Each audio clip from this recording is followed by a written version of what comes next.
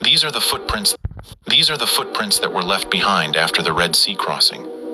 What's so interesting about this discovery is that the footprints appear to be solidified in the seabed, along with rock-hard sand that has actually melted and fused together, with some archaeologists even comparing it to glass as it's become so brittle. This aligns with the biblical narrative in Exodus 14, where it describes God as a pillar of fire. The intense heat from the fire could potentially explain how the footprints became fossilized, preserving this moment in history as evidence of the miraculous crossing. Some researchers also point to the fact that this area, Nuweiba Beach, has long been identified as the crossing site due to the discovery of an underwater land bridge beneath the Red Sea, suggesting a possible route for a mass crossing. Not only that, there are claims of chariot wheels and human remains found on the seafloor, adding to the supporting evidence. With all these discoveries, as well as the solidified footprints in the area, has led many to believe this is where the Red Sea crossing actually took place. These are the footprints that were left. All right, Shalom. I want to start off by giving all praises, honor, and glory unto Yahweh, Bahasham, Yahweh Shai, Bahasham Rakah Kodash. Double honor unto the apostles and the elders of the great millstone who rule well. Peace and salutations unto the hopeful elect, beginning with the 144,000 men. This is Brother Yerushalayim coming at you with another video through the spirit and power of Yahweh, Bahasham, Yahweh Shai, Bahasham Rakah Kodash. Name of this one is Truth Shall Spring Out of the Earth, Part 2. All right? And I did a first part, of this, which may become a series.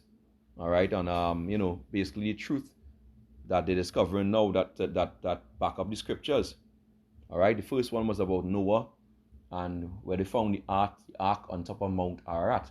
Now this one is relating to the crossing, the evidence has found at the crossing of the Red Sea, right, where the Lord held still the flood of the Red Sea for the Israelites to cross over so they wouldn't be destroyed by the Egyptians.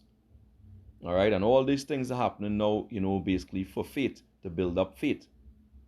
All right, to build up the faith of the elect, right, to show that what the Bible is true, and the Bible is 100% true. The word of the Lord is 100% true, right? All these things are proven it.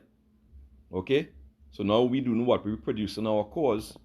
The Lord has given us evidence Behind after the Red.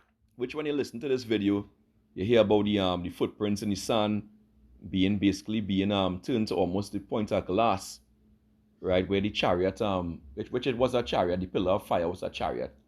The chariots have laser beams, and they should send out flames of fire, and all these things.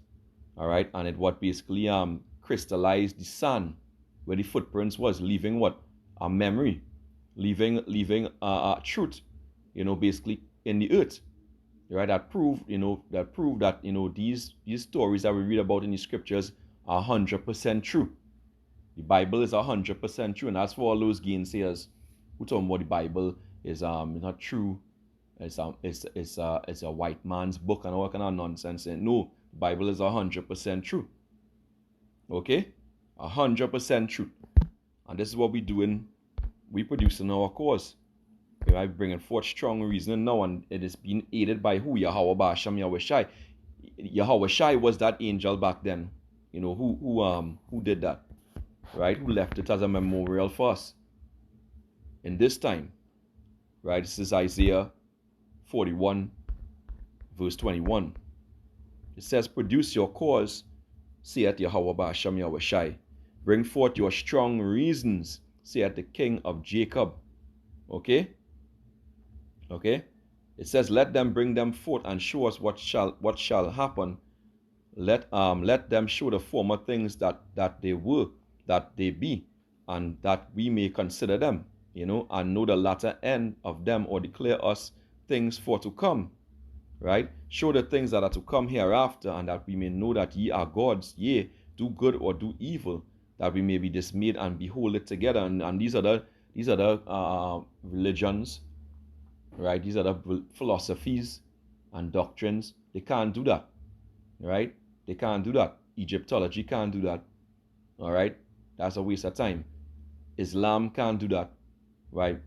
Only us, the Hebrew Israelites, we the Israelites, we understand the full scriptures, and we can produce our cause. All right, We showing you here from straight from the pick the pages of the Bible, right? And the secular evidence now that the Bible is 100% true. All right, and it's our book. Okay? So let's go here. Let's get the book of Psalms, Psalm 85 and verse 11. It says, "Truth shall spring out of the earth." So these scientists, these archaeologists excavating, and they found these footprints. They found the chariot wheels at the bottom of the sea, right, along with remains of the Egyptian army. All right, you know, they found all these things, which the Lord said He took off the wheels of the Egyptian. We're going to read that. It says, "Truth shall spring out of the earth, and righteousness shall look down from heaven." Okay, because at the end of the day, the Lord Yahweh Yahushai likes to leave certain clues. All right, and He said, basically, it's the I wanna botch this. Is Proverbs 25 verse 2. It says, "The glory of the Heavenly Father to conceal a thing," because these footprints been there thousands of years. Yet now the archaeologists uncovering them and finding them. That's not by chance. The Lord orders a man's steps. All right, Proverbs 20 and 24. Man's goings of the Lord. If so, how can a man understand his own way? Right. So it's a glory of the Heavenly Father to conceal a thing, but the honor of kings to search out a matter. And these matters are coming out. Right. Just like Lot's wife. Remember there's a pillar of salt, right, in Sodom and Gomorrah, right, which is Lot's wife, which is a memorial the Lord given for His people Israel to remember these things, right? Everything written aforetime was written for our learning, but He also left clues in the earth too, right? Truth in the earth, truths, right? For us in this time to get the understanding and to build up our faith. All right, let's go again. Let's get the Apocrypha, 2nd Esdras, chapter 6, and the 27th verse. It says what? "For evil shall be put out, and deceit shall be quenched." Right? All the lies that the Bible is not true, and whatnot, so on and so forth, is deception, and it's being quenched by the truth.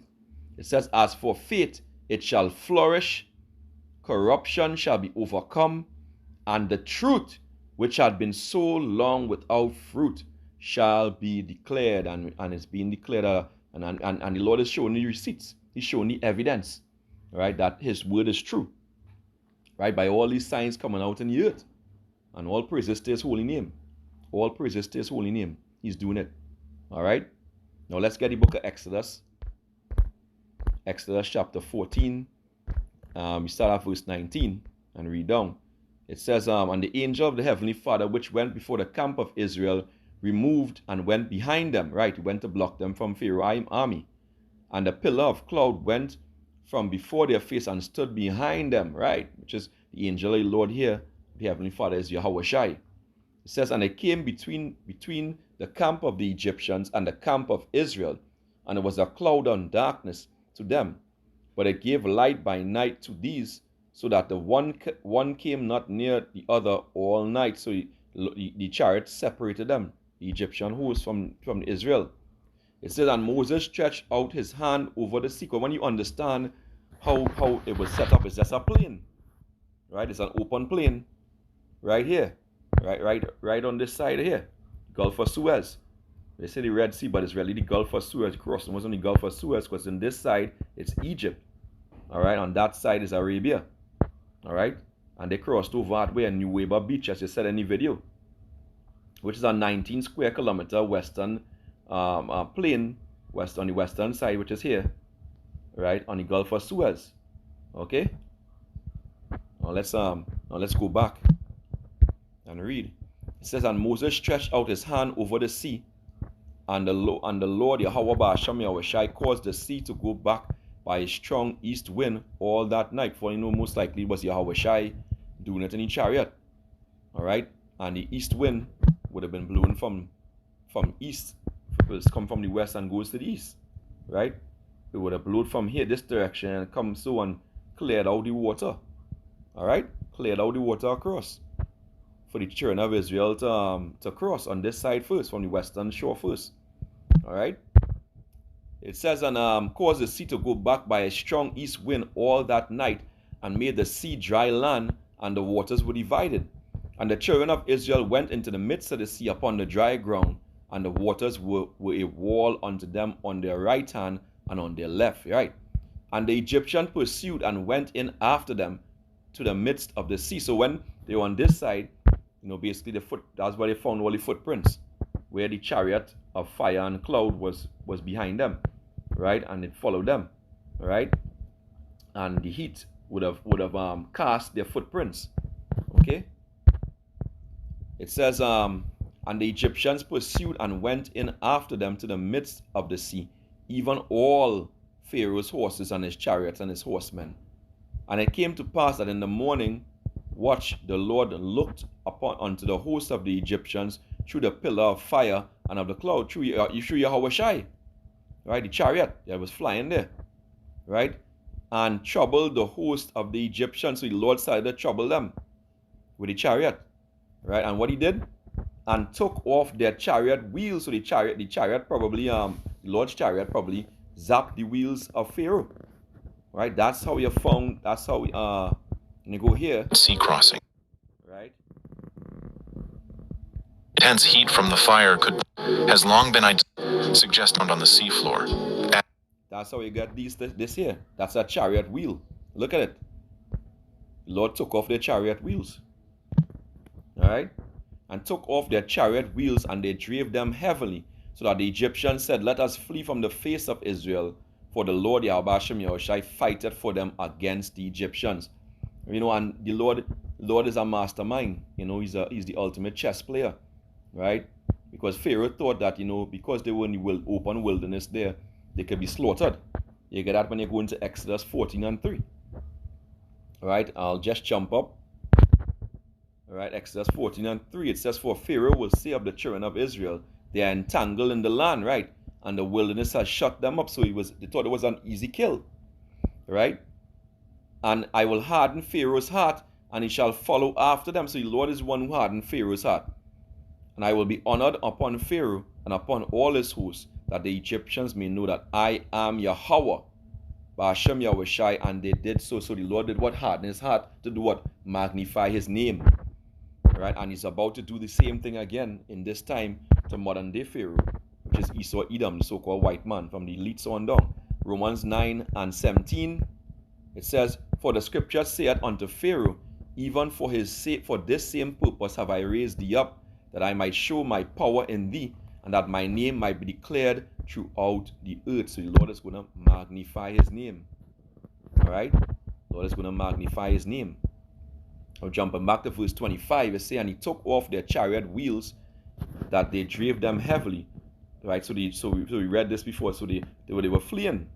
All right? And so this here is to the supporting evidence. Right? This here, you can't refute those hundreds of chariot wheels. All right? And the Lord Yahweh Hashem Yahushai said unto Moses, stretch out thine hand over the sea, that the waters may come again upon the Egyptians, upon their chariots and upon their horsemen. And Moses stretched forth his hand over the sea, and the sea returned to its strength when the morning appeared. And the Egyptians fled against it, and the Lord threw the Egyptians in the midst of the sea. That's where they found all the remains of the Egyptian army, of the men, the soldiers. And the waters returned and covered the chariots and the horsemen, and all the hosts of Pharaoh that came into the sea after them. There remained not so much as one of them. All of them died, including the Pharaoh. All right? But the children of Israel walked upon dry land in the midst of the sea, and the waters were a wall unto them on their right hand and on their left hand. Thus Yahweh Ba'ashem Yahushai saved Israel that day out of the hand of the Egyptians, and Israel saw the Egyptians dead upon the seashore. Some of them sank to the bottom and remained. All right, that's what they found. That was for what? Evidence. That was for a memorial.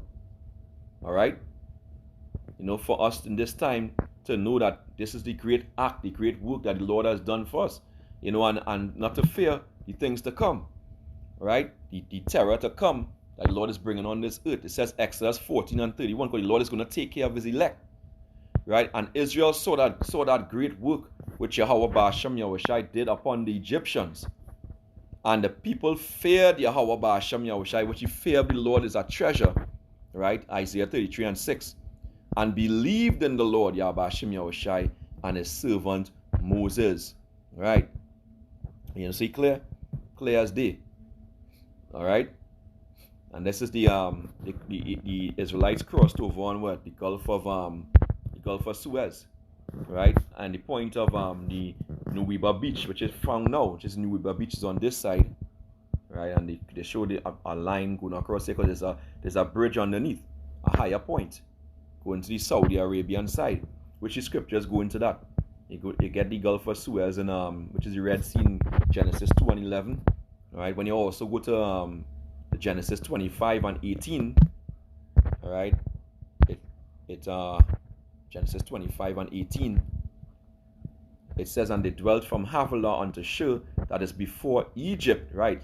Havilah being the land of Arabia, right? As thou goest toward Assyria, and he died in the presence of his brethren. Now when you go to Genesis 2 verse 11, it tells you about the Pison. The name of the first is Pison, which is what? The Red Sea.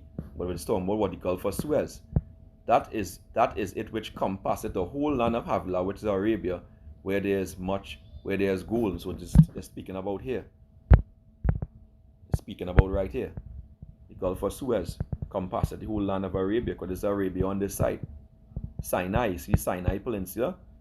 You know the mountain of Sinai. See Saudi Arabia? That's it. So we cross from here onto there by the Nuweiba Beach, by the Nuweiba Peninsula. Alright? So with that, I pray this lesson was edifying. Alright? Truth is springing out of the earth, and righteousness is looking down from heaven. You can't stop this truth. Alright? You know, this truth is the truth. Alright? So I pray this lesson was edifying. Till next time, Shalom wa Bad Babal.